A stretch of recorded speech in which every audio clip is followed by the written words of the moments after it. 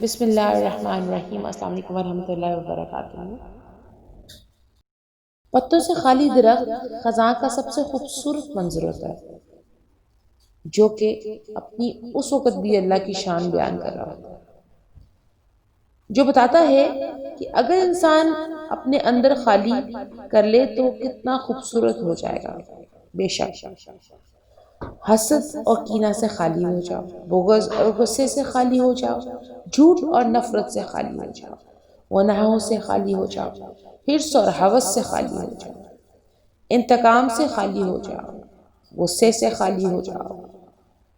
جب انسان ان سب چیزوں کو اپنے اندر جانے سے روک دیتا ہے، جیسے خزاں کے درخت پتے گرتے ہیں اور پتوں سے خالی درخت خزاں کا سب سے خوبصورت منظر بیان کر رہا ہوتا ہے، انسان بھی ویسے ہی خوبصورت ہو جائے گا اور روح کا اور دل کی آنگن بہت خوبصورت منظر پیش کرے گی۔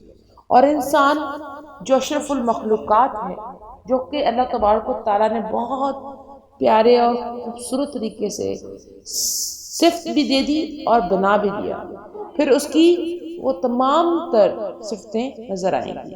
اللہ سبحانہ وتعالیٰ ہمیں ان تمام چیزوں کو ایسے ہی صاف کرنے کی توفیق عطا فرمائے اور ہمیں اخلاص کے ساتھ ہر چیز کو کرنے کی توفیق عطا فرمائے۔ آمین اللہم آمین۔